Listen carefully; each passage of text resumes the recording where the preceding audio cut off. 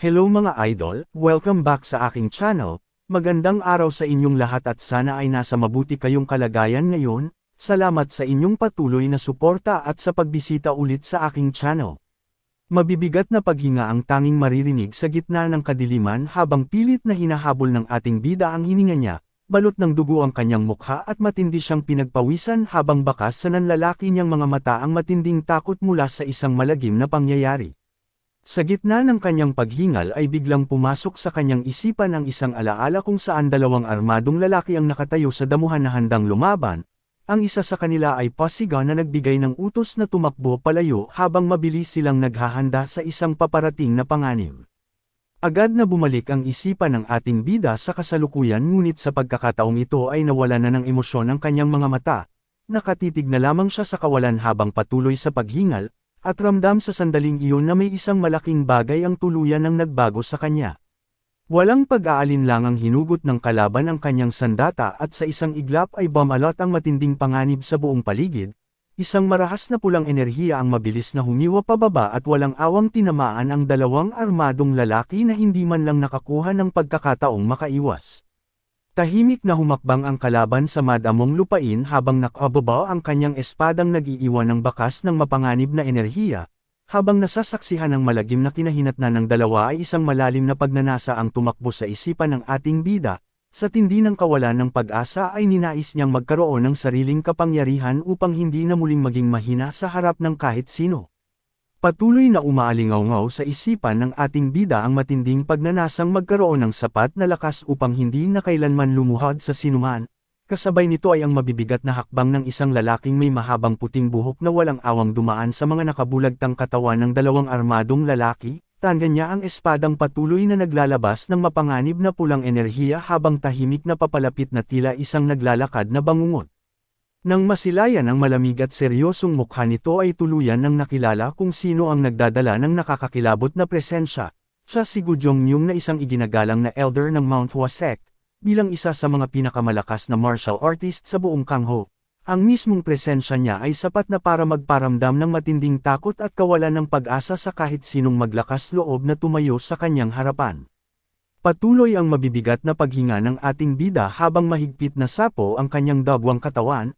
Bakas sa kanyang mukha ang labis na takot at panginginig dahil alam niyang sa harap ng malakas na kalaban ay wala na siyang pag-asang makaligtas pa. Hindi na niya napigilan ang emosyon at tuluyan ng tumulo ang mga luha sa kanyang mga mata na humalo sa dugong nakabalot sa kanyang mukha.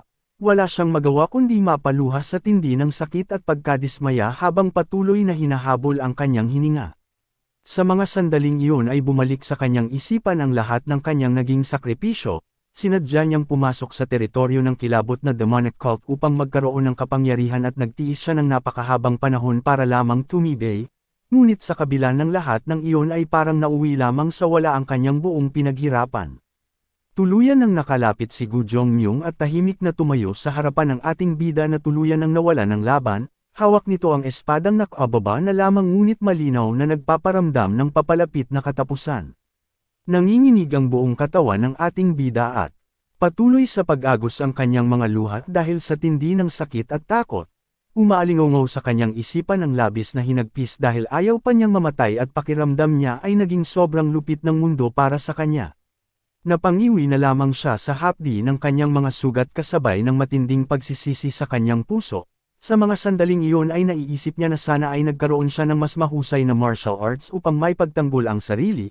At habang nakatingala sa kalangitan na pilit humahabol ng hininga ay tuluyan siyang naghangad na sana ay nagkaroon pa siya ng higit na lakas para mabago ang lahat. Dahan-daang napahigpit ang dagwang kamay ng ating bida sa kanyang sariling katawan habang patuloy na nanghihina ang bawat parte ng kanyang kalamnaan. Sa mga huling sandaling ito ay pumapasok sa kanyang isipan ang matinding panghihinayang na sana ay nabigyan lamang siya ng mas maayos na sitwasyon para lumaban.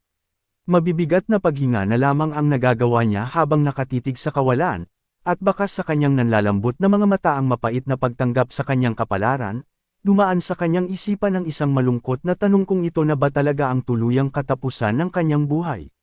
Ngunit bago pa man niya tuluyang ipikit ang kanyang mga mata ay isang nakakagulat na bagay ang nangyari. Habang nakahandusay at nakatingala sa kalangitan ay isang asul na system window ang biglang lumitaw sa kanyang harapan na naglalaman ng ilang mga pagpipilian. Sa tindi ng kanyang paghihingalo ay inakala na lamang niyang isa itong ilusyon na gawa ng kanyang naghihingalong isipan, at sa oras na iyon ay wala siyang kamalay-malay na ang kakaibang pangitain na ito ang babago sa kanyang buong kapalaran. Isang pamilyar na tunog ang umalangaw-ngaw kasabay ng malinaw na paglitaw ng isang asul na system window sa mismong harapan ng ating bida. Naglalaman ito ng tatlong pagpipilian na tila magdedesisyon sa kanyang kapalaran. Habang patuloy siyang nahihirapang huminga ay kusang gumalaw ang indicator sa screen pababa, lumagpas ito sa unang opsyon at pangalawang opsyon hanggang sa tuluyan itong tumapat sa pinakahuling pagpipilian para magsimula muli sa pinakaumpisa. Kasabay ng paggalaw na iyon sa screen ay ang tuluyang pagbagsak ng mabibigat at dagwang talukap ng ating bida. Sa gitna ng kanyang tuluyang pagkawala ng malay at mabilis na paglamig ng kanyang katawan ay tanging isang matinding hangarin na lamang ang naiwan sa kanyang isipan. Nang walang anumang boses na lumalabas sa kanyang bibig ay patuloy niyang isinigaw sa kanyang sarili na ayaw pa niyang mamatay dahil higit sa lahat ay gusto pa niyang mabuhay.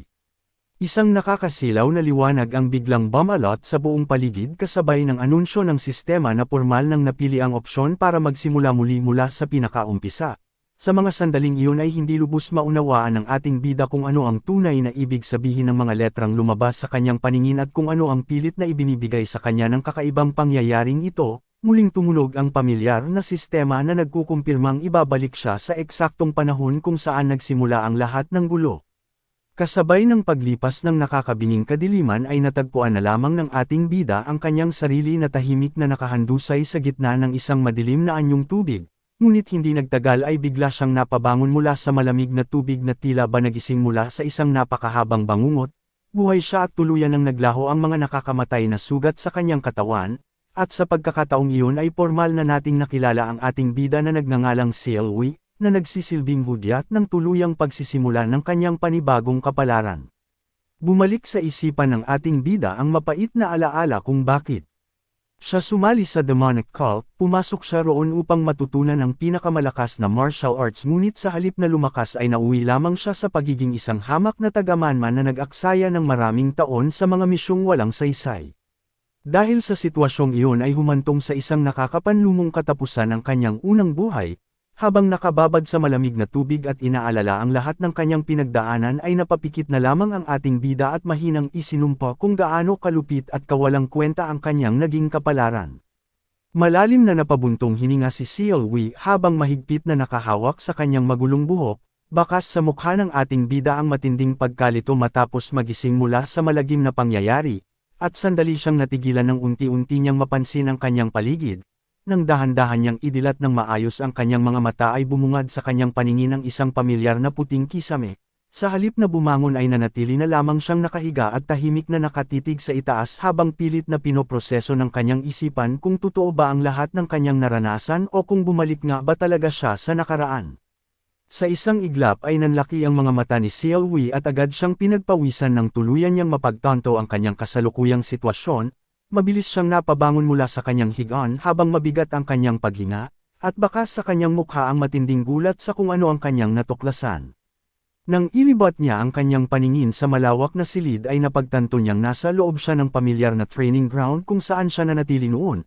Sa sandaling iyon ay naging malinaw na sa ating bida na hindi isang panaginip ang nangyari at totoong binigyan siya ng pagkakataong makabalik sa nakaraan. Patuloy na bumibilis ang paghinga ni Selwyn habang pinagpapawisan sa tindi ng pagkalito kung ano nga ba ang tunay na nangyari. Sariwa pang naglaro sa kanyang isipan ang mga malagim na alaala kung saan naranasan niya ang marahas na paghiwa ng sandata at ang walang awang presensya ni Gu Jong-myung na nagdala sa kanya sa kamatayan. Habang dahan-daang naglalakad at pilit na kinakalma ang sarili ay napahawak na lamang ang ating bida sa kanyang ulo. Batid niyang tuluyan na siyang binawian ng buhay sa mga kamay ng kalaban kaya labis siyang nagtataka kung ang lahat ng iyon ay isa lamang bangungot. Ngunit sa kabila ng pag-aalinlangan ay ramdam niyang masyadong naging totoo ang bawat hapdi at sakit na kanyang naranasan para maging isang simpleng panaginip lamang. Malalim na napahawak ang ating bida sa kanyang mukha habang dahan-daang nagiging malinaw sa kanyang isipan kung sino ang tunay na dahilan ng kanyang malagim na sinapit. Isang matinding galit ang namuo sa kanyang dibdib nang bumalik sa kanyang alaala ang mukha ng Supreme Pavilion Lord na si Sama Gui. Malinaw pa ring naglalaro sa kanyang isipan ang ginawang panlilinlang ng kanyang pinuno kung saan inutusan lamang siyang magmanman sa paligid habang pinapaniwalang ang Vice Cult Leader mismo ang personal na kikilos para sa misyon. Dahil sa maling impormasyon na iyon ay buong akala niya ay magiging madali ang lahat ngunit nauwi lamang ito sa kanyang walang awang pagkamatay, bumalik ang isipan ng ating bida sa kasalukuyan at malalim na lamang siyang napabuntong hininga habang nakatayo sa tahimik na pasilyo, bakas sa kanyang pagod na mukha ang matinding pagkalito habang patuloy na hinahanapan ng sagot kung ano nga ba talaga ang nangyari at kung paano naging posible ang kanyang hindi inaasahang pagkabuhay. Habang tahimik na naglalakad ang ating bida ay bigla siyang natigilan ng makarinig ng mga yabag mula sa kanyang likuran, agad namang lumitaw ang dalawang pamilyar na lalaki at isa sa kanila ang mapanuksong nagtanong kung nagtatago lamang ba siya sa lugar na iyon. Bakas ang matinding gulat sa mukha ng ating bida nang lumingon siya upang harapin ang mga bagong dating, hindi siya makapaniwala sa kanyang nakikita ng tuluyan niyang mamukhaan ang lalaking may mahabang buhok na nagngangalang Jok Myung. Ang dalawang lalaking nakatayo sa kanyang harapan ngayon ay ang mismong mga kasamahan niyang walang awang pinaslang sa nakaraan nilang misyon. Napansin naman ng dalawa ang labis na pagkabigla ng ating bida kaya bahagyang nagtaka ang isa habang nagpakawala naman ng isang interesadong reaksyon si Jok Myung. Walang anumang babala ay pinalagitik ng kalbong lalaki ang kanyang leeg bago mabibigat na humakbang palapit. Ang lalaking ito ay formal na nakilala bilang si Chik-san na isa ring miyembro ng Black Moon Squad sa ilalim ng Supreme Pavilion. Marahas siyang lumapit at agresibong iginitgit ang kanyang sarili sa mismong harapan ng ating bida. Bakas sa galit na mukha ni Chik-san ang matinding pambabastos na sinabayan pa ng isang mabigat na presensya upang tahasang magbigay ng pananakot. Dahil sa biglaang pagharang na iyon ay agad namang pinagpawisan ng ating bida. Nanlaki ang kanyang mga mata at rumahistro ang matinding gulat sa kanyang mukha habang pilit na pinoproseso ang agresibong kilos ng kanyang dating kasamahan. Bago pa man makapagreaksyon ang ating bida ay isang mabilis at mabigat na atake na agad ang inilunsad ni Chik-san, malakas na tinamaan sa dibdib ang ating bida na nagdulot ng matinding sakit kaya hindi na niya napigil ang mapadaing habang pilit na hinahabol ang kanyang hininga. Sa tindi ng puwersa ng atake na iyon ay marahas na tumilapon paatras ang ating bida hanggang sa tuluyan siyang bumagsak sa lapag ng pasilyo. Matikas namang nanatili sa kanyang kinatatayuan si Chik-san habang agresibong nakatingin sa nakahandusay niyang kasamahan na halatang walang balak magbigay ng kahit anong konsiderasyon. Isang nakakainsultong ngiti ang sumili sa mukha ni Chik-san habang sapo ang likod ng kanyang ulo bago sarkastikong humingi ng paumanhin sa ating bida. Idinahilan niyang dumulas lamang ang kanyang kamay kaya nagawa niya ang atake, ngunit agad din siyang yumuko palapit upang muling magbigay ng pananakot. Mapanukso siyang nagtanong kung hindi pa ba lubusang gising ang ating bida at iginiit na dapat itong magbigay galang dahil ang nakatayo sa kanyang harapan ay walang iba kundi si Kapitan Jok Myung ng Black Moon Squad. Samantala ay napapangiwi na lamang ang ating bida habang sapo ang kanyang sumasakit na dibdib at pilit na kinakalma ang kanyang mabigat na paghinga. Kumunot ang kanyang noo sa halong sakit at pagkalito, dahil mas mabilis pang tumatakbo ang kanyang isipan upang i-proseso ang napakabigla at seryosong sitwasyon na hinaharap niya ngayon, kaysa sa mismong sakit na idinulot ng atake sa kanyang katawan.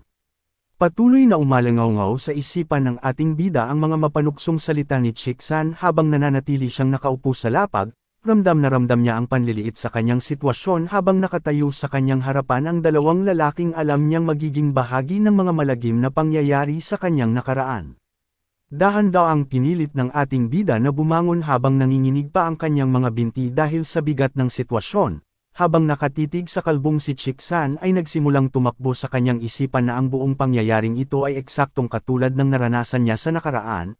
Pilit niyang inalala ang mga susunod na mangyayari. At tama nga ang kanyang hinala ng eksaktong ulitin ni Chik-san ang parehong mapanlate na linya na kung wala siyang kakayahan ay dapat siyang matutong yumuko.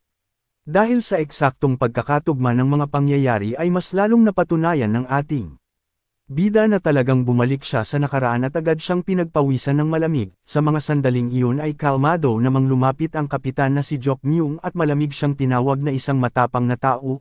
Pilit namang kinontrol ng ating bida ang panginginig ng kanyang boses bago magalang na nagtanong kung ano ang kailangan nito.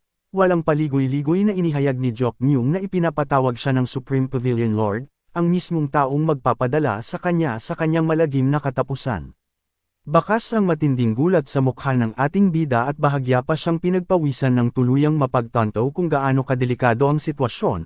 Agad namang tumalikod si Jok Myung upang magsimulang maglakad. Ngunit bago siya tuluyang umalis ay nagbigay muna siya ng isang malamig na payo, sinabi niyang napakaswerte ng ating bida habang may nakakakilabot na ngisi na gumuhit sa kanyang mukha. Naiwan ang ating bida na nagtataka kung ano ang tunay na ibig sabihin ng huling sinabi ng kanyang kapitan. Habang naglalakad palayo ang dalawa ay patuloy sa pagngisi si Chiksan na tila nasisiyahan sa kanyang ginawang pambabastos, at dahil doon ay unti-unting napalitan ng galit ang pagkalito ng ating bida. Mariin niyang inisip kung gaano kayabang ang kalbong iyon na mas mababa naman ang ranggo sa kanyang ngunit naglakas loob na magmalaki dahil nasa likod nito si Jok Myung. Sa sobrang inis ay tahimik niyang isinumpa sa sarili na sa sandaling magkaroon siya ng pagkakataon ay siguradong tatapusin niya ang buhay ng kalbong iyon.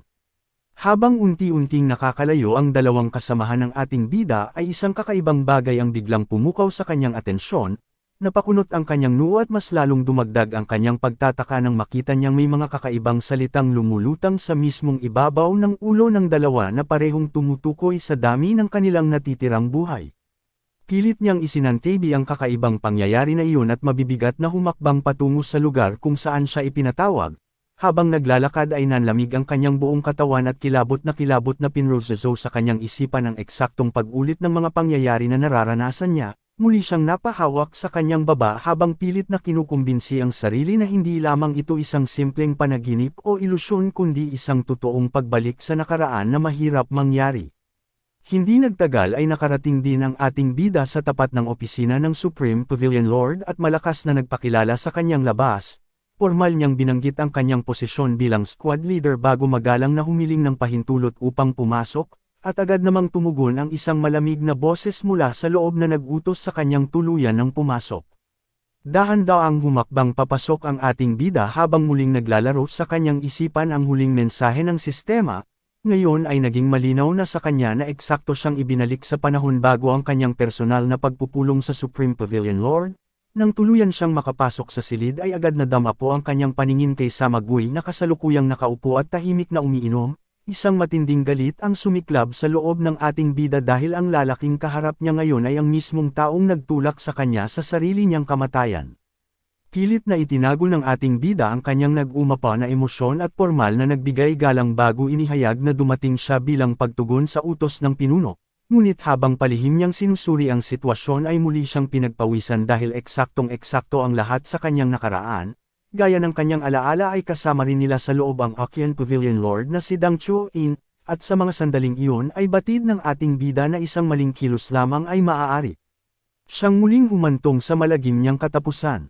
Habang kaharap ang dalawang pinuno ay mabilis na tumakbo sa isipan ng ating bida ang pagkakabuo ng kanilang sekta. Ang demonic cult ay pinamumunuan ng isang pangunahing sangay na sinusuportahan ng 5 malalakas na pavilion.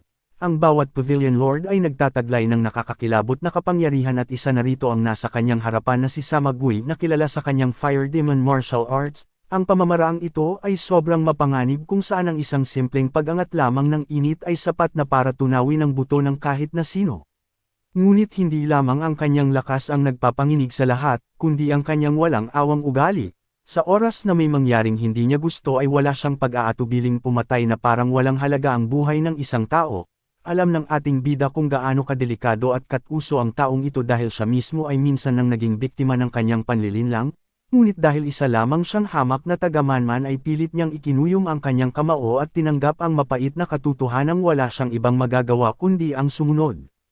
Isang kalmadong ngiti ang sumilay sa labi ni Samagui bago niya formal na ipinakilala ang ating bida kay Dang Chuo-in na nasa kanyang harapan. Agad namang uminom ng tsaa ang Aqian Pavilion Lord at nagpakita ng kaunting interes.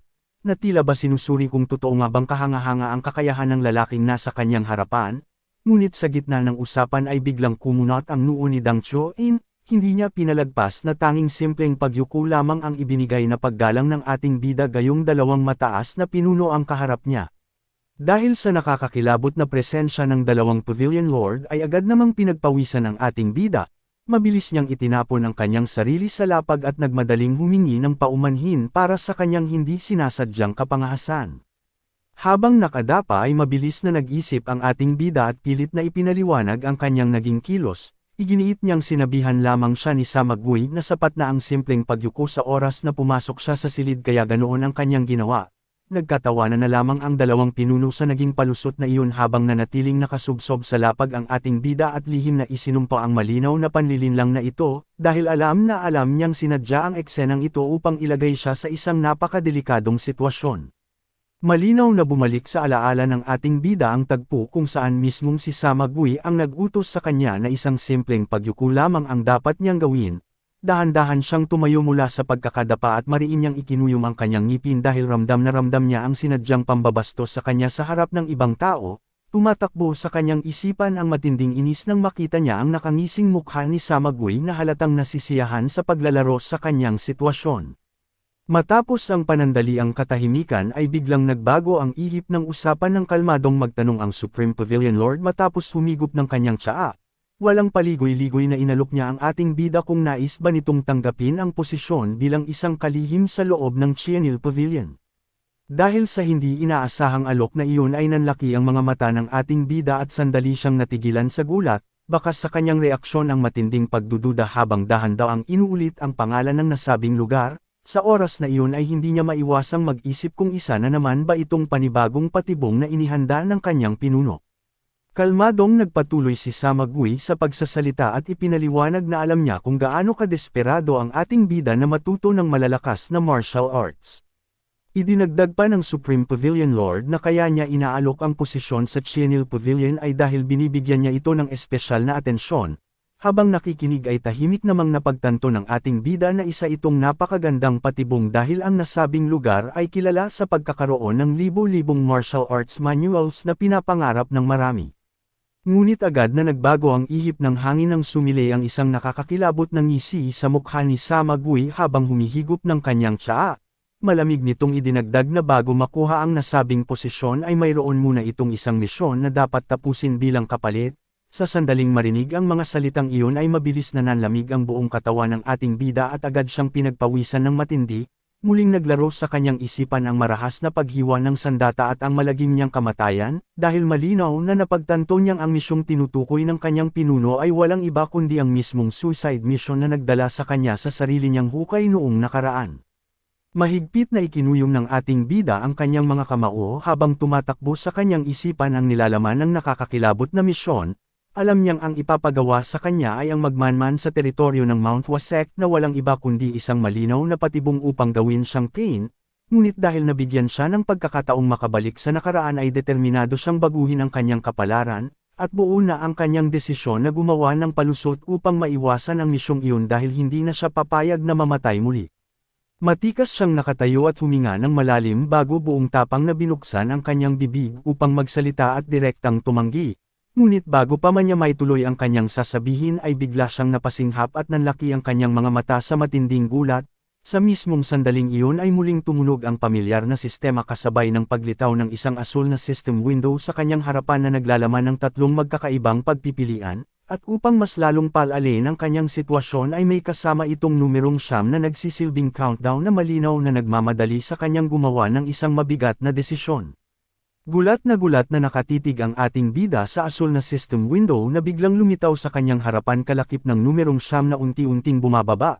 Nang subukan niyang ikilos ang kanyang katawan upang makapagsalita ay lalo lamang siyang nilamon ng matinding kaba nang mapagtantong hindi niya magawang igalaw kahit ang dulo ng kanyang daliri.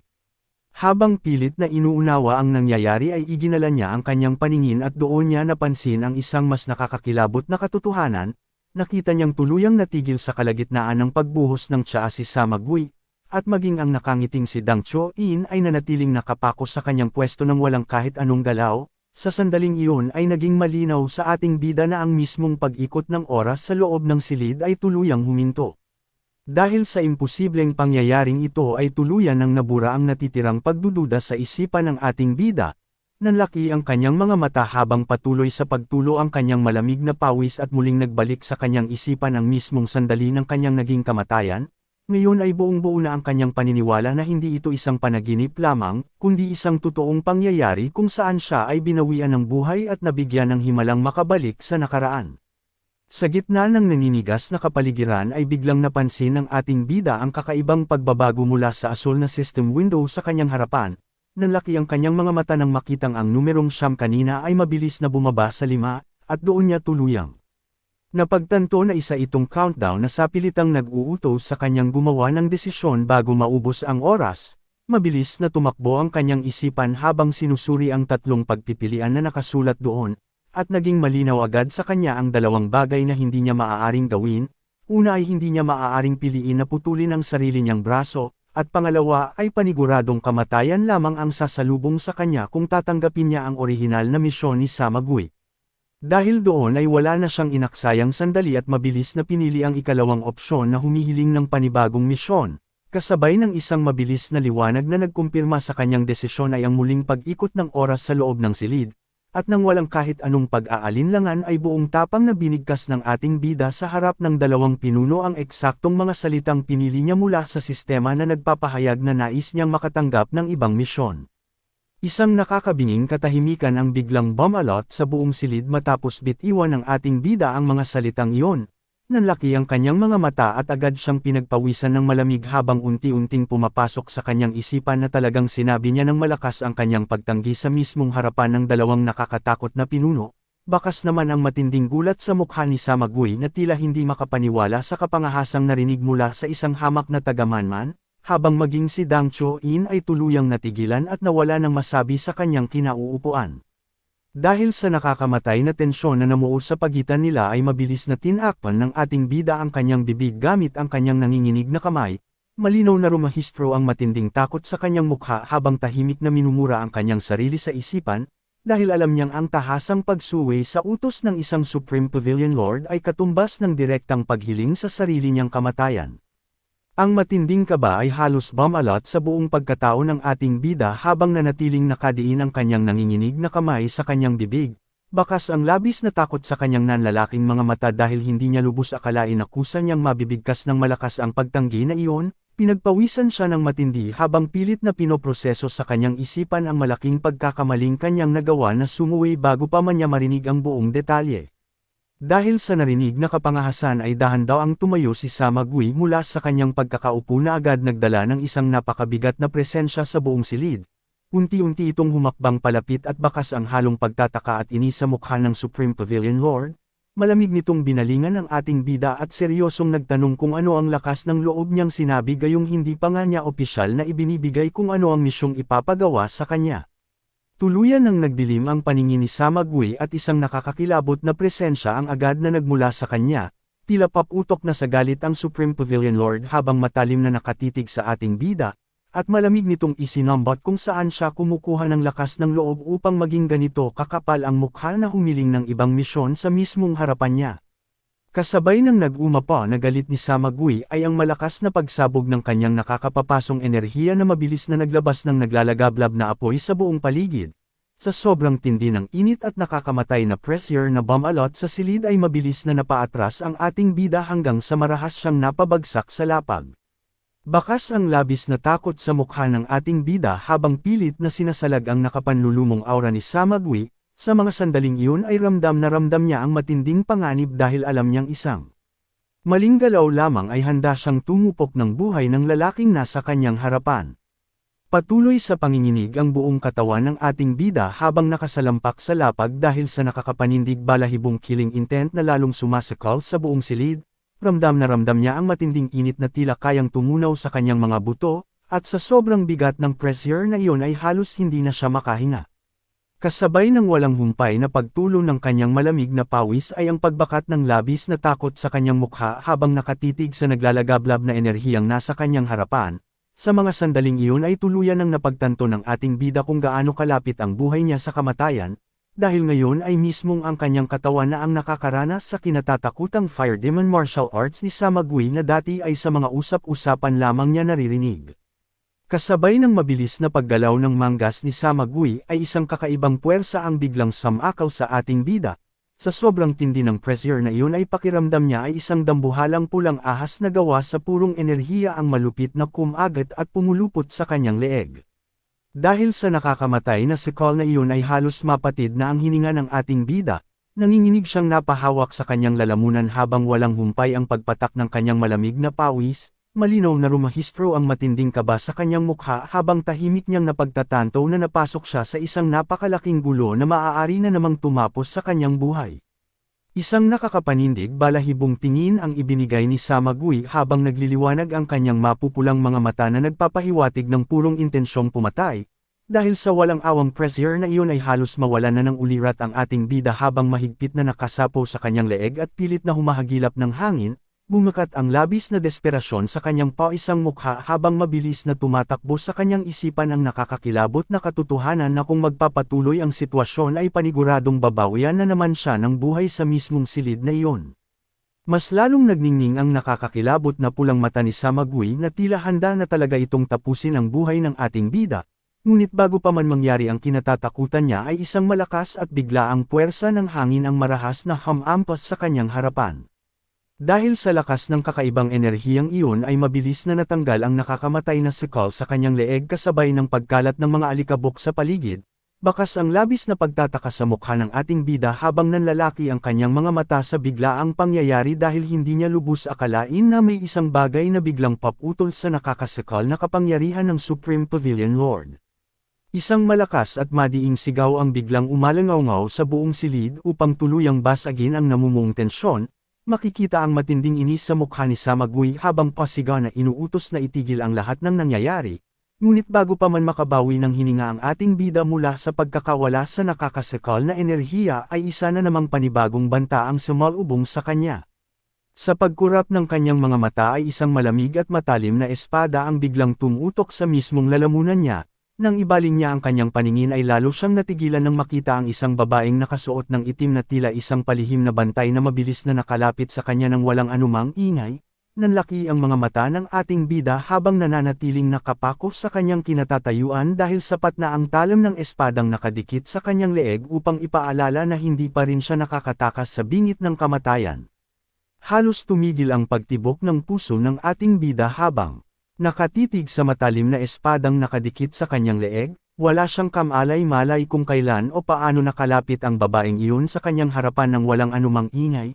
Habang patuloy sa pag-agos ang kanyang malamig na pawis ay muling naglaro sa kanyang isipan ang malakas na puwersa ng hangin na hamampas kanina, at doon niya tuluyang napagtanto ang isang nakakakilabot na katotohanan. Kung nahuli lamang ng kahit isang sandali ang pag-utos ni Samagui na itigil ang atake ay paniguradong tuluyan ng nahiwa ang kanyang lalamunan, nanginginig siyang napahawak sa kanyang leeg habang pilit na humahagilap ng hangin, at sa mga oras na iyon ay ramdam na ramdam niya ang matinding takot habang pilit kinakalma ang kanyang sarili matapos ang sunod-sunod na paglapit niya sa tiyak na kamatayan. Habang unti-unting ibinababo ng nakamaskarang babae ang kanyang matalim na sandata ay nanatiling mahigpit ang hawak ng ating bida sa kanyang leeg dahil sa matinding kaba. Mabilis na tumakbo sa kanyang isipan ang nakakakilabot na katotohanan na hindi man lang siya nakapagbigay ng kahit anong reaksyon sa naging mabilis na atake nito. Sa sobrang layo ng agwat ng kanilang lakas ay alam niyang mapapansin na lamang niyang patay na siya sa oras na tuluyan nang humiwalay ang kanyang ulo sa kanyang katawan. Matapos ang nakakatakot na tagpong iyon ay buong tikas na tumayo ang babae habang daladala ang kanyang malamig na presensya. Siya ay nakilala bilang si Hoikbi na nagsisilbing pinakamatapat na anino at personal na tagapagtanggol ng Supreme Pavilion Lord na si Samagui. Unti-unting binalingan ng ating bida si Samagui na kasalukuyang kalmadong nakaupo sa kanyang pwesto. Sa isang malamig at seryosong tono ay ipinahayag ng Supreme Pavilion Lord na pakikinggan muna niya kung ano ang nais sabihin ng kaharap bago siya gumawa ng anumang hakbang. Habang dahan daw ang hinihimas ang kanyang balbas ay isang nakakakilabot na tingin ang ibinigay ni Samagui, walang kahit anong pag-aalinlangang idinagdag nito na pagkatapos niyang marinig ang paliwanag ay doon pa lamang siya magdedesisyon kung papatayin ba niya ang ating bida o hahayaan niya itong mabuhay. Dahil sa tahasang pagbabantang iyon ay mabilis na nanlamig ang buong katawan ng ating bida, nanlaki ang kanyang mga mata at agad siyang pinagpawisan dahil lubos niyang nauunawaan na ang susunod niyang bibitawang salita ang magiging nag-iisang susi upang makatakas sa tiyak na kamatayan. Agad na napaluhod sa lapag ang ating bida habang pinagpapawisan at pilit na pinapaliwanag ang kanyang sarili sa harap ng Supreme Pavilion Lord. Bakas ang matinding desperasyon sa kanyang boses nang pakiusapan niya si Samagui na huwag sanang mamasama ang kanyang mga nabitawang salita, mabilis niyang idinagdag na ang paghingi niya ng panibagong misyon ay hindi dahil sa gusto lamang niyang mamili ng mas maginhawang gawain. Bahagyang kumunat ang noo ni Samagui dahil sa narinig at malamig na nagtanong kung ano ang tunay niyang dahilan, Nang tuluyan ng makuha ang atensyon ng pinuno ay buong tapang na isiniwalat ng ating bida ang impormasyong gagamitin niya bilang alas upang makaligtas. Ibinunyag niya na ayon sa isang bali-balita ay may isang malaking grupo mula sa Mount Wasect ang kasalukuyang nagtitipon-tipon malapit sa hangganan ng Henan. Batid ng ating bida sa kanyang isipan na ang tanging paraan upang manatiling buhay ay ang ibigay kung ano mismo ang pabor sa kagustuhan ni Samagui. Buong tapang siyang nagpatuloy sa pagsasalita at ipinaalala sa Supreme Pavilion Lord ang matagal na nitong ambisyon na tuluyang durugan ang Mount Wasect. Bahagyang nakuha nito ang atensyon ni Samagui na seryosong nakatitig sa kanya bago malamig na magtanong kung ano ang punto ng kanyang mga sinasabi. Nakaramdam ng pag-asa ang ating bida, dahil alam niyang sa wakas ay kumagat na sa kanyang pain ang nakakatakot na pinuno. Nang walang pag-aalinlangan ay formal niyang inialok ang kanyang sarili para kunin ang pagkakataong iyon, at buong kumpiyansang idinagdag na ang kanyang unit ay eksaktong ginawa at sinanay para sa mga misyong nangangailangan ng masusing pagmamanman. Patuloy na nakaluhod ang ating bida at seryosong nakatingin sa mga pinuno sa kanyang harapan, buong tapang niyang isinamon na kung maaari lamang sabihin sa kanya kung kailan eksaktong ipapadala ang mga batikang mandirigma ng kanilang kulto ay buong puso siyang sasama sa kanila anumang oras. Mabakas ang matinding determinasyon at panlalamig sa kanyang mukha nang bitawan niya ang mapangahas na mungkahing iyon. Ginagawa niya ang lahat ng kanyang makakaya upang patunayan na mas magiging kapaki-pakinabang siya kung isasama sa mismong pagsalakay kaysa sa gawin lamang na isang simpleng pain na walang kalaban-laban. Dahil sa mga binitawang salitang iyon ay unti-unting nagbago ang ihip ng hangin sa loob ng silid. Tahimik na hinimas ni Samagui ang kanyang balbas at malalim na nag-isip. Sa sandaling iyon ay malinaw na napukaw ang interes ng Supreme Pavilion Lord at halatang kino-consider na nito ang inialok na plano ng ating bida. Habang nananatiling nakaluhod at bahagyang pinagpapawisan ay tahimik na nagmamakaawa ang ating bida sa kanyang sarili na sana ay tuluyan ng kagatin ng dalawang pinuno ang kanyang ginawang pain. Halos hindi siya makahinga sa tindi ng kaba dahil alam niyang ang sandaling ito ang magdidikta kung siya ba ay mabubuhay o muling makakaranas ng malupit na kamatayan. Sa halip na mabilis na paghatol ay isang banayad na tawa ang biglang bumasag sa katahimikan mula kay Dang Chuin habang kalmado itong umiinom mula sa kanyang maliit na kopa. Nakangiting binalingan ng Aqian Pavilion Lord si Samagui at inihayag ang kanyang hinala na malamang ay may nagpakalat ng impormasyon mula sa mismong intelligence division ng kanilang punong himpilan. Bahagyang natigilan si Samagui nang marinig ang lohikang iyon, dahil sa naging pahayag na ito ay nabigyan ng hindi inaasahang palusot ang ating bida, lalo na ng buong kumpiyansang idinagdag ni Dang Chuin na imposibleng makasagap ng ganoong klaseng sensitibong balita ang isang hamak na squad leader lamang kung walang kinalaman ang mga nakakataas sa hanay nila. Dahan-daang binalingan ni Samagui ang ating bida habang patuloy na hinihimas ang kanyang balbas at malalim na nag-iisip tungkol sa mga narinig. Sa kabilang banda ay bahagyang napalunok ang ating bida habang pinagpapawisan sa matinding kaba dahil alam niyang anumang sandali ay maaari pa ring magbago ang isip ng pinunong kaharap niya. Ngunit sa halip na magalit ay isang nakakakilabot na ngisi ang unti-unting gumuhit sa mukha ni Samagui. Sa isang kalmado ngunit mapanganib na tono ay sinabi ng Supreme Pavilion Lord na naging nakakatuwa ang sitwasyon, dahil ang totoo niyan ay ang pagmamanman sa Mount Wasect din mismo ang orihinal na misyong balak niyang ibigay sa ating bida. Seryosong nagpatuloy sa pagsasalita si Samagui at kinumpirma na tama ang impormasyong nasagap ng ating bida. Ibinunyag ng Supreme Pavilion Lord na mismong ang pangalawang pinuno ng kulto ang personal na mangguna sa pagsalakay sa lugar na iyon, kaya naman lubos nilang kinakailangan ng isang taong unang susuri sa kabuoang sitwasyon ng paligid bago sila tuluyang gumalaw. Habang kalmadong ipinapaliwanag ang mga detalye ay formal nang ibinigay ni Samagui ang tiyak na misyon. Inutusan niya ang ating bida na magtungo sa Hango Pass upang masusing alamin kung sino-sino ang mga nakabantay doon at kung ano ang mismong lagay ng kalupaan, at pagkatapos ay agad na ipasa ang lahat ng makakalap na impormasyon sa kapitan ng kanilang unit. Nang marinig ang formal na utos ay tuluyan ng nakahinga ng maluwag ang ating bida mula sa nakakamatay na kaba, mabilis at buong lakas siyang sumigaw ng pagtanggap sa misyon habang magalang at formal na yumuko sa harapan ng nakakatakot na pinuno. Matapos ibigay ang mga huling tagubilin ay kalmadong uminom si Samagui mula sa kanyang kopa at formal nang pinahintulutan ang ating bida na umalis. Dahan-daang tumayo ang ating bida mula sa kanyang pagkaluhod habang pilit na kinakalma ang kanyang sarili matapos ang matinding tensyon, isang napakalaking tinik ang tila nabunot sa kanyang dibdib, At sa mga sandaling iyon ay buong pasasalamat niyang nasabi sa kanyang isipan na matagumpay siyang nakaligtas sa tiyak na kamatayan.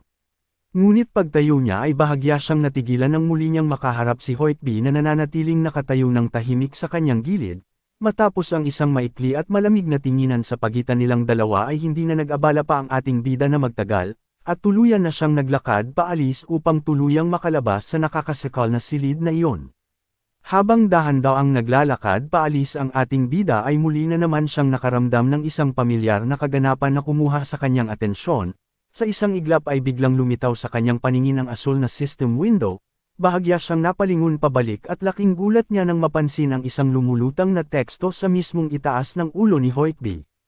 Nabasa niya ng buong linaw na mayroong karagdagang 4 na buhay si Hoytby. Hindi makapaniwala ang ating bida sa kanyang natuklasan at bakas ang matinding pagkalito sa kanyang mukha habang tahimik na nakatitig sa tagapagbantay. Ang pagkakaroon ng ganoong karaming reserbang buhay ay isang nakakakilabot na katotohanan na nagpapatunay kung gaano kalaki ang bentahe ng mga malalakas na taong nakapaligid sa kanya.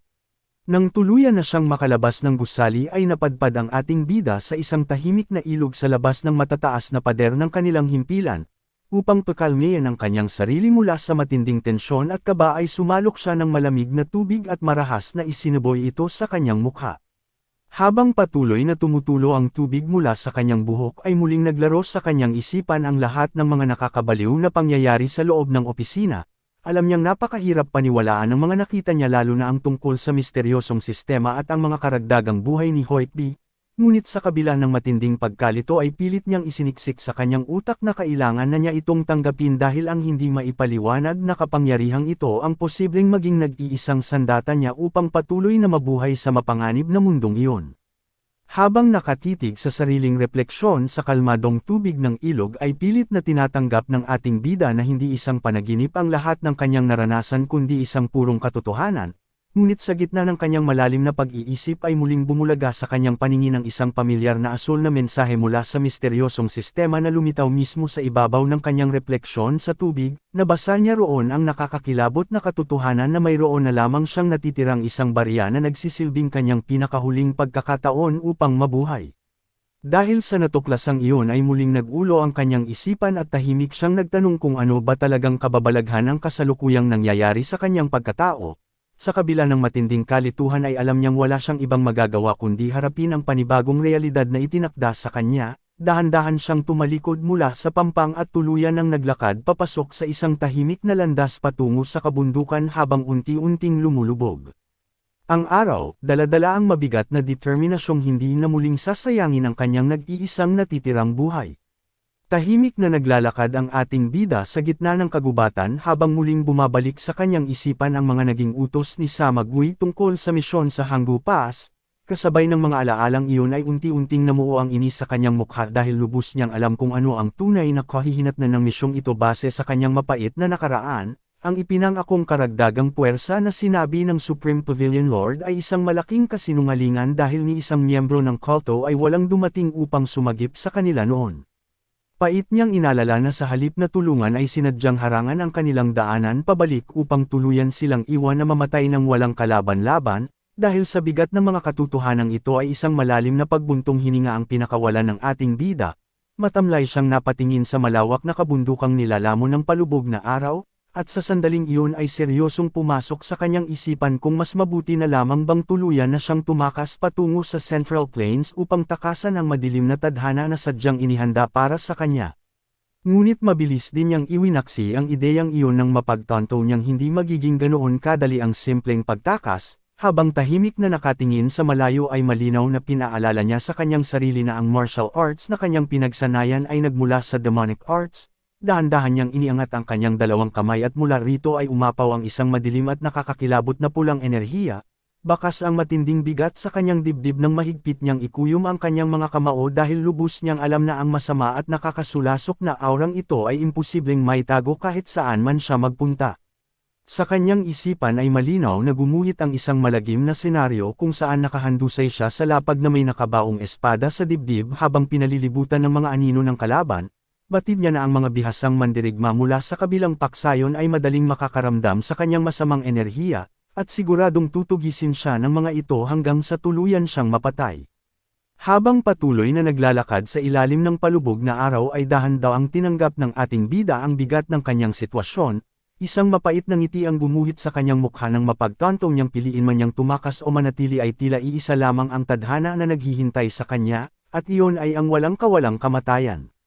Habang nag-iisip ng malalim ay biglang natigilan ang ating bida nang may marinig siyang pamilyar na boses mula sa kanyang gilid. Paglingon niya ay agad sumalubong sa kanyang paningin si Chiksan na prenteng nakaupo sa ibabaw ng isang bato habang nakapatong ang isang malaking espada sa balikat nito. Sa isang mapang-asar na tono ay binanggit ni Chiksan na narinig niyang nabigyan daw ng isang napakalaking misyon ng ating bida.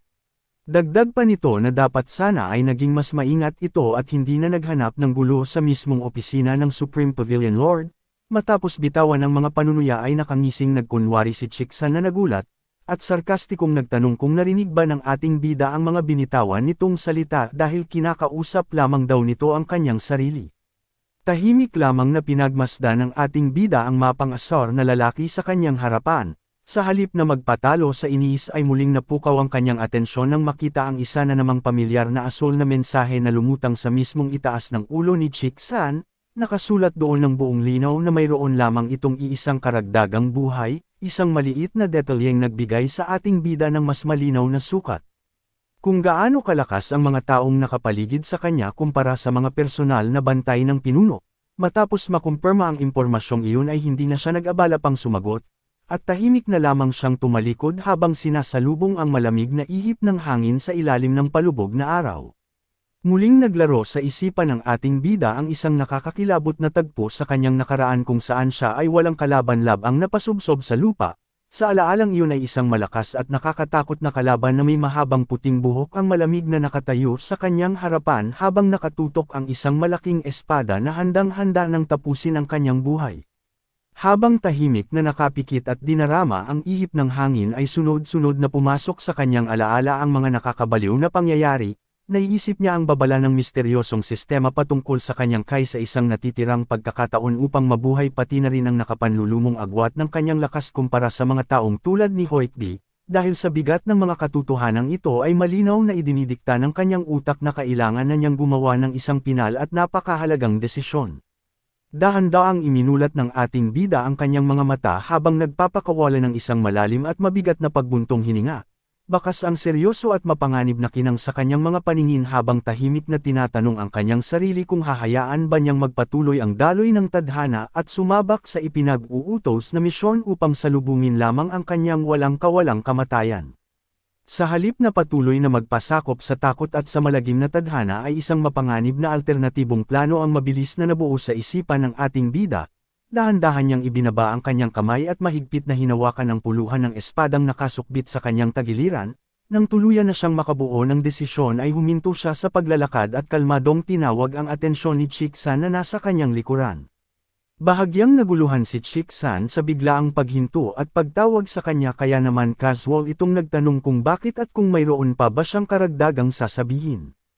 Habang dahan-daang humahakbang pabalik ay seryosong tinitigan ng ating bida si Chiksan, bakas ang isang madilim at mapanganib na determinasyon sa kanyang mga mata nang malamig niyang sagutin na mayroon lamang siyang isang napakahalagang bagay na kailangang kumpirmahin. Bahagyang nagulat at napaurong si Chiksan mula sa kanyang inuupuan nang mapansin ang biglaang pagbabago sa aura ng kanyang kaharap, bakas ang kaba sa kanyang boses nang nauutal siyang magtanong kung ano ba ang nais nitong kumpirmahin. Sa halip na sumagot ay tahimik at dahan-daang nagpatuloy sa paghakbang ang ating bida palapit sa kanya. Ang mukha ng ating bida ay binalot ng isang madilim at seryosong ekspresyon habang nakatitig ng diretsyo sa lalaki. Habang palapit ng palapit ang ating bida ay hindi naiwasan ni Chiksan na pagpawisan ng malamig at manlaki ang mga mata dahil sa nakakakilabot na tensyon at mabigat na presensyang unti-unting bumabalot sa kanilang paligid. Walang ano-ano ay biglang sumugod ang ating bida papalapit kay Chiksan taglay ang isang nakakapasong bilis, matalim ang kanyang tingin at makikita ang matinding determinasyon sa kanyang mukha habang mabilis na hinuhugot ang kanyang espada mula sa kaluban nito. Bakas ang labis na pagkagulat sa mukha ni Chiksan dahil sa hindi inaasahang atake, nanlaki ang kanyang mga mata at mabilis na kumilos ang kanyang mga kamay upang hugatin ang sarili niyang sandata para depensahan ang kanyang sarili mula sa paparating na panganib. Sa isang iglap ay umalangaw ang isang malakas na salpukan, buong lakas na inatake ng ating bida si Chiksan gamit ang kanyang espada, ngunit mabilis naman itong nasangga ng kalaban gamit ang sariling sandata. Nagliparan ang mga kislap ng enerhiya mula sa matinding pagtatagpo ng kanilang mga patalim habang ibinubuhos ng ating bida ang kanyang buong puwersa sa itaas. Habang mahigpit na nagkikiskisan ang kanilang mga espada ay nanatiling kalmado, ngunit matalim ang mga titig ng ating bida. Sa kabilang banda ay bakas ang matinding pagkalito at kaba sa mukha ni Chiksan habang pilit na pinipigilan ang bigat ng patalim na nakadiin sa kanya at nauutol na nagtatanong kung ano ba ang sinusubukan nitong gawin. Sa halip na magbigay ng paliwanag ay mas lalo pang pinatindi ng ating bida ang kanyang opensa, walang pag-aalinlangan siyang nagpakawala ng sunod-sunod at mabibigat na hampas ng espada na nag-iwan ng mga asol na bakas ng enerhiya sa hangin dahil sa sobrang bilis ng kanyang mga galaw. Walang ibang nagawa si Chiksan kundi tuloy-tuloy na umatras habang desperadong sinasangga ang walang patid na ulan ng atake. Nagliparan ang mga maliliwanag na kislap mula sa walang humpay na pagbabanggaan ng kanilang mga sandata na tila nagpapakita ng buong tapang na determinasyon ng ating bida na pabagsakin ang kalaban. Sa isang napakabilis at maliksing paggalaw ay matagumpay na nakalusot ang ating bida mula sa depensa ng kalaban at nakapagpakawala ng matalim na taga. Nag-iwan ng asol na bakas ng enerhiya ang kanyang espada habang umiikot siya upang tapusin ang atake. Dahil sa bilis ng mga pangyayari ay hindi na nagawang makaiwas pa ni Chiksan, kaya naman malalim na nahiwa ang kanyang hita. Napangiwi siya at dumaing sa matinding sakit habang walang tigil na tumatalsak ang dugo mula sa kanyang sariwang sugat. Pilit pa rin siyang nanatiling nakatayo habang mahigpit na nakakapit sa kanyang sandata, ngunit bakas ang labis na hirap sa kanyang mukha. Matapos ang matagumpay na atake ay dahan-daw ang lumingon ang ating bida upang tignan ang nasugatang kalaban. Taglay ang seryoso at malamig na ekspresyon ay kalmado niyang sinagot ang naunang panunuyan nito, at seryosong ibinalik ang tanong kung bakit daw ba niya hinalungkat ang opisina ng Supreme Pavilion Lord. Mabilis na pumosisyon ang ating bida at nanatiling handa ang kanyang espada habang seryosong nakatingin sa kalaban. Sinagot niya ang katanungan nito at diretsahang sinabi na ginawa niya iyon dahil umasa siyang may matutuklasan siyang kahit na anong mahalagang impormasyon o kagamitan kung hahalungkatin niya ang lugar na iyon. Bakas ang matinding bigat at pagnanasa sa kanyang boses habang ipinapaliwanag ang kanyang tunay na layunin. Inamin niyang desperado na siyang mas maging malakas pa kaysa sa kung ano siya ngayon. Isang matalim at nag-aalab na tingin ang ipinukol ng ating bida kay Chiksan, kasabay ng pamumulan ng kanyang paligid dahil sa tindi ng kanyang emosyon ay buong lakas niyang isinigaw na ginawa niya iyon dahil kahit anong gawin niyang paghahanap ay tila wala na talaga siyang makitang paraan upang makamit ang lakas na matagal na niyang kailangan upang patuloy na mabuhay. Mabilis at walang pag-aalinlangan na nagpakawala ng isang serye ng mabibigat na atake ang ating bida. Ginamit niya ang ikatlong porma ng kanyang itim na demonyong pitong espada na nag-iwan ng sunod-sunod na maliliwanag na bakas na tila bumubuo ng krus sa hangin habang tuloy-tuloy na sumusugod sa kalaban. Dahil sa tindi at bilis ng mga hampas ay halos hindi na makasabay si Chiksan, bakas ang labis na takot at matinding hirap sa kanyang mukha habang tagaktak ang pawis at pilit na pinagkikiskis ang kanyang mga ngipin upang ibuhos ang buong lakas sa pagdepensa gamit ang kanyang sandata. Walang patid ang paglipad ng mga kislap mula sa matinding pagbabanggaan ng kanilang mga patalim. Matapos ang nag-aalab na palitan ng atake ay muling nanambalik ang posisyon ng dalawa. Kalmadong nakatayo ang ating bida habang ibinaba ang kanyang espada at malamig na nakatingin sa kanyang kaharap. Sa kabilang banda ay naiwang nakayuko at hirap na hirap si Chiksan habang nanginginig ang buong katawan at napapadaing sa sakit dulot ng nakakapanlumong puwersang sumalpok sa kanya. Sa matinding galit at pagkalito ay buong lakas na sumigaw si Chiksan habang mahigpit na nakakapit sa kanyang espada. Bakas ang takot at inis sa kanyang mukha habang tinatawag na baliw ang ating bida. Isinigaw niya rito kung inaakala ba nitong makakaligtas siya ng walang parusa matapos ang ginawa nitong biglaang pag-atake sa kanya. Ngunit sa halip na matinag ay mas lalo pang dumilim ang ekspresyon ng ating bida. Isang nakakakilabot na pulang liwanag ang nagningning mula sa kanyang mga mata na nagpapahiwatig ng kanyang matinding determinasyon at pagkawala sa sariling limitasyon. Sa kanyang isipan ay tuluyan na niyang tinanggap na anuman ang maging kahihinatnan ng labanang ito ay wala na siyang pakialam pa dahil ang tanging mahalaga na lamang sa kanya ngayon ay ang kanyang layuning mabuhay. Kasabay ng nag-aalab na kaisipang iyon ay muling umarangkada ang ating bida. Sa isang iglap ay buong bilis siyang sumugod patungo kay Chiksan habang pumapailan lang ang asol na enerhiya mula sa kanyang espada at sa kanyang mga binti. Dahil sa labis na bilis ng kanyang paggalaw ay nag-iwan siya ng malakas na ihip ng hangin at alikabok na nagpapahiwatig na wala na siyang planong umatras pa sa labang ito. Muling umalangaw-ngaw ang malakas na tunog ng pagbabangga ng kanilang mga sandata, buong lakas na inatake ng ating bida si Chiksan na pilit namang sinasangga ang bawat mabibigat na hampas. Makikita ang bakas ng matinding hirap at kaba sa mukha ni Chiksan habang desperadong pinipigilan ang puwersa ng umaapaw na asul na enerhiya mula sa patalim ng kanyang kalaban. Habang patuloy na nagkikiskisan ng kanilang mga espada ay binalot ng isang nakakapasong pulang aura ang paligid ng ating bida, bakas ang matinding galit at desperasyon sa kanyang mukha habang nagliliwanag ang kanyang mata.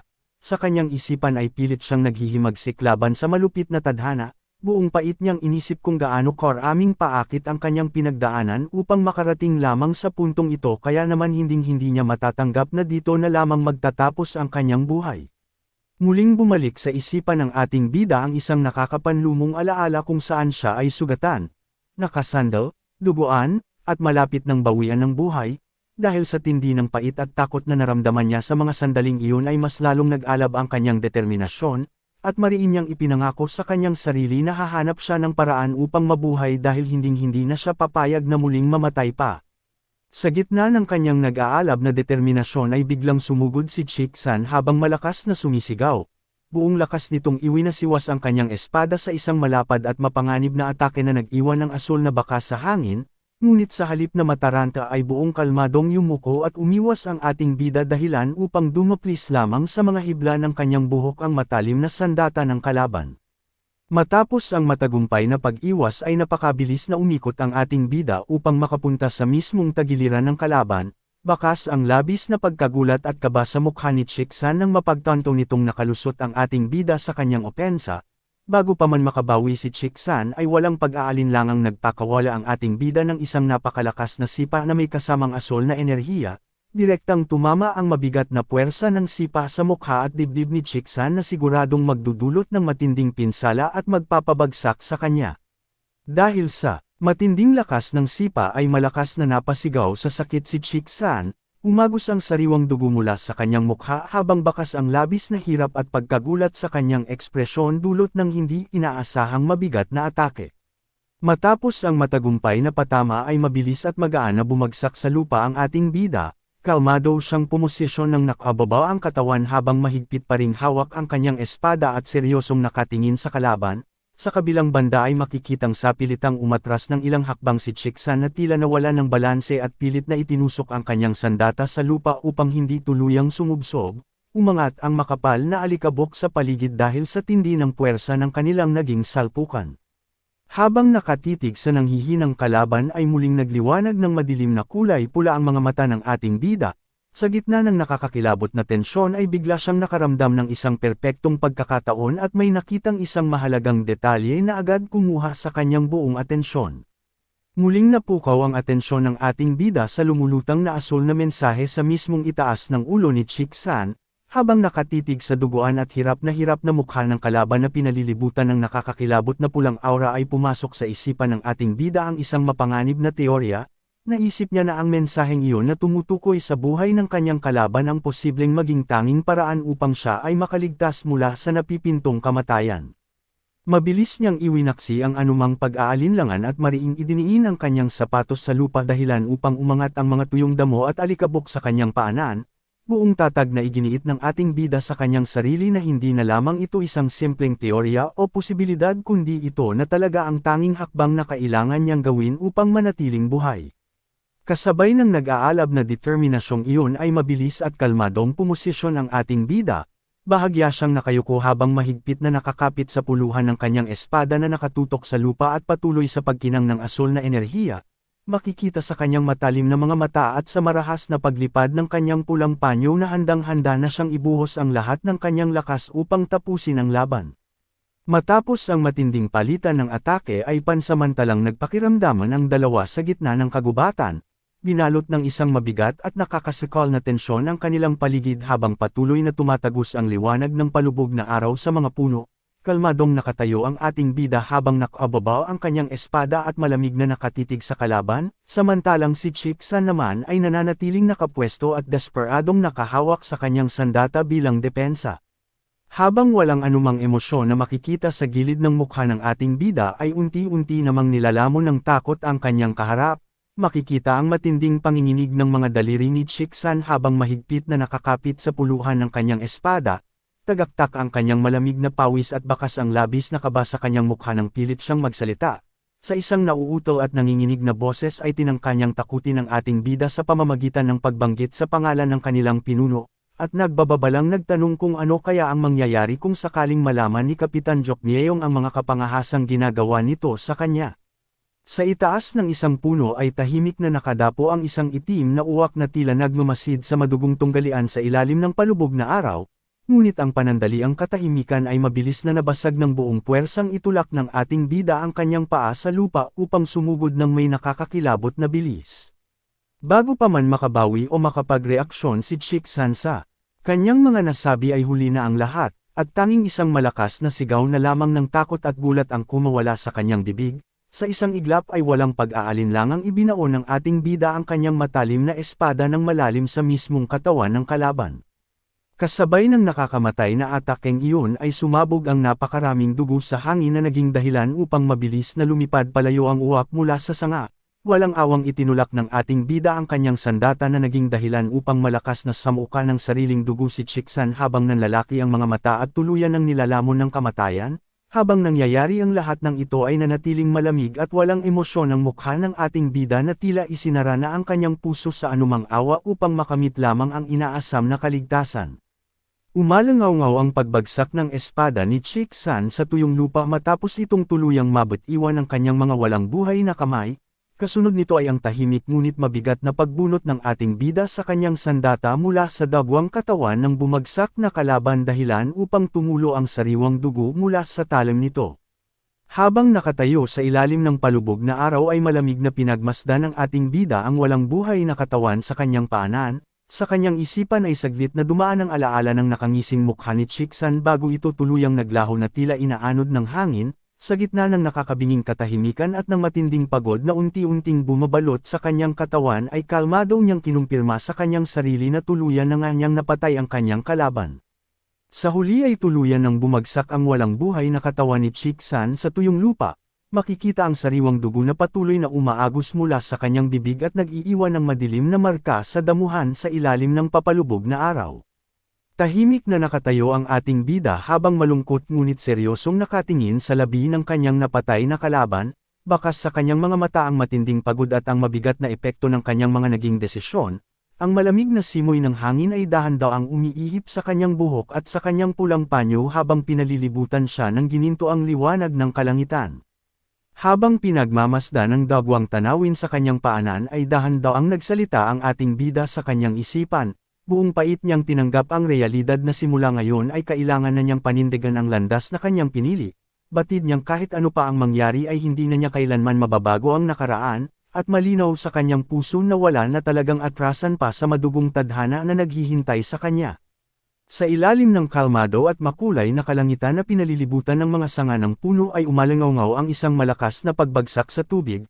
Upang maitago ang ebidensya ng nangyaring madugong labanan ay maingat na ibinalot ng ating bida ang walang buhay na katawan ni Chiksan at itinapon ito sa kailaliman.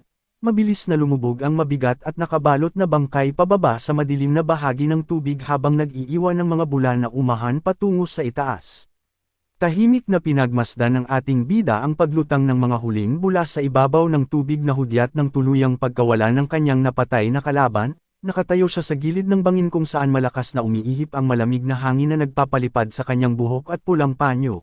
Habang nakatitig sa kalmadong anyo ng tubig sa ilalim ng palubog na araw ay mababakas sa seryoso at malamig na ekspresyon ng ating bida ang kanyang buong pagtanggap sa madilim na landas na kailangan niyang tahakin upang patuloy na mabuhay.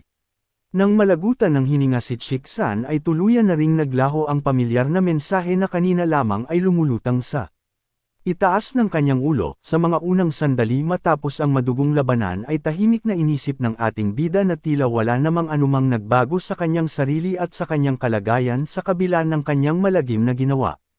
Ngunit ang kaisipang iyon ay mabilis na nabura ng dahan-dahan siyang lumapit sa gilid ng bangka at nakayukong pinagmasdan ang sariling anyo na naaaninag sa ibabaw ng kalmadong tubig ng ilog.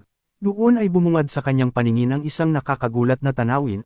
isang nagliliwanag na asul na mensahe na may kasamang imahe ng barya ang biglang lumutang sa mismong itaas ng kanyang ulo sa kanyang refleksyon na nagbigay ng malinaw na kumpirmasyon na matagumpay niyang nakuha at naiangkin ang karagdagang buhay na nagmula sa kanyang napatay na kalaban. Tahimik na nakaupo ang ating bida sa gilid ng maliit na bangka habang matiig ang pinagmamasdan ng kanyang sariling refleksyon sa malinaw at payapang tubig ng ilog. Sa ilalim ng makulay na kalanggitang kulay rosas dulot ng papalubog na araw ay malinaw na naaninag niya ang isang nakakagulat na pagbabago, ang nagliliwanag na asul na mensahe sa itaas ng kanyang ulo ay biglang nag-iba. Bakas ang matinding pagkagulat at pagkamangha sa mukha ng ating bida nang makita ang bagong mensaheng lumutang sa kanyang paningin, dahan-daang tumulo ang malamig na pawis sa kanyang pisngi habang nanlalaki ang kanyang mga mata. Ang dating iisang pagkakataon upang mabuhay ay naging dalawa na ngayon na nagbibigay ng malinaw na kumpirmasyon na matagumpay niyang ninakaw at naiangkin ang buhay ng kanyang napatay na kalaban. Sa sobrang pagkabigla ay halos hindi makapagsalita ang ating bida habang pilit na pinoproseso sa kanyang isipan ang nakapagtataka at kamanghamanghang pangyayaring ito.